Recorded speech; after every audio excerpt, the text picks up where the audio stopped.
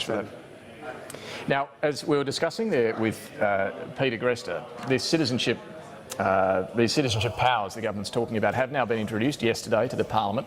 They've been referred to the Joint Standing Committee on Intelligence and Security. The Deputy Chair of that committee, the Labor MP, Anthony Byrne, joins us now from Canberra to discuss further what is actually in play here. Now, thank you for your time. I just want to go to some of the concerns that have come out today after more lawyers have picked through the bill, the draft bill that's been introduced. On your current reading of it, dual nationals, could they lose their citizenship for not just terrorism offences but for Commonwealth property offences as well? I mean, I even see some suggesting graffiti could see you lose your citizenship. Is that the case?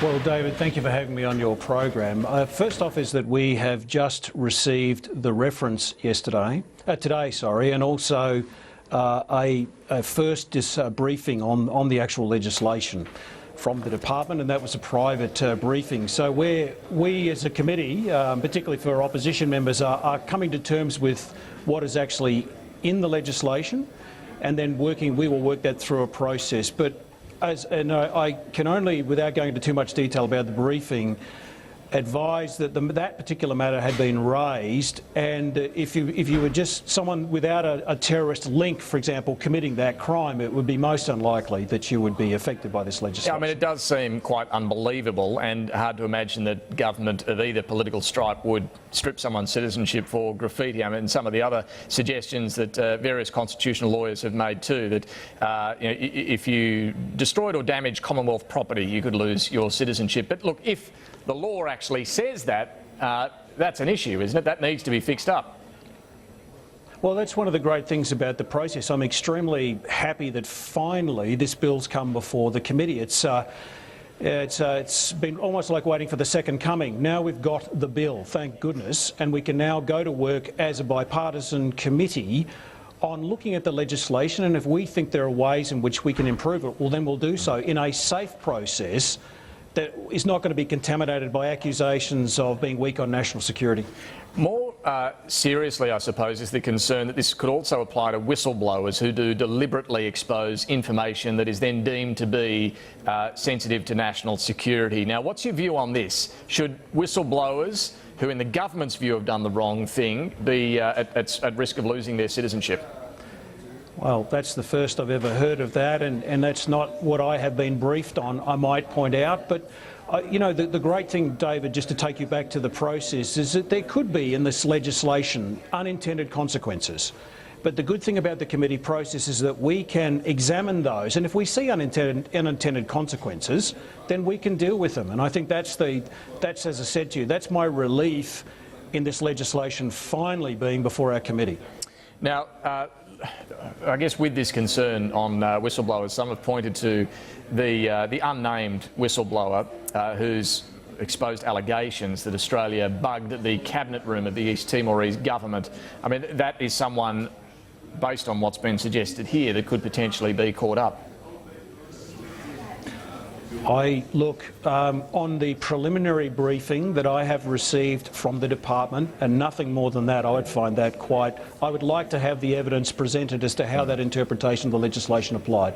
What's your view, Anthony Byrne, on whether these laws should be retrospective, whether they should apply to those who have already been convicted of a terrorist offence in Australia? Well, my long-standing practice, David, has been with the previous 4 pieces of legislation is not to express a view until we've gone through the committee process, and in keeping with that long-standing principle that has worked tremendously effectively over the 4 tranches of legislation, I will work through this process in the committee, and our committee will come to a view that should be able to articulate through when we go through the process. All right, but we do know a number of principles that you're going into this process with, the end point being that you do want the power to see dual nationals lose their citizenship if they're involved in terrorism. So is the retrospective nature of this something you're open to, at least at the start?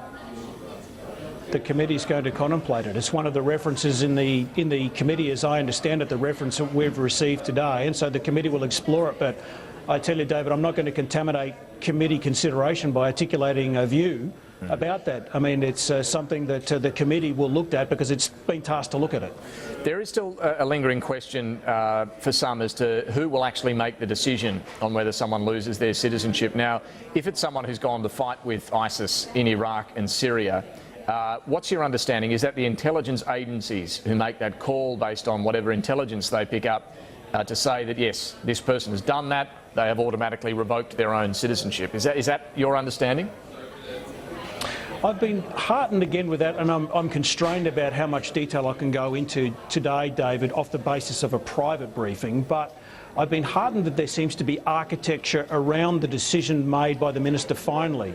And there was some, I think the Minister has said on the public record, so I can comment on that, that there would be almost like a committee that would examine these particular issues, particularly with a security focus in mind. So there'd be representatives from ASIO, ISIS, other important intelligence agencies, and that will inform the Minister's decision.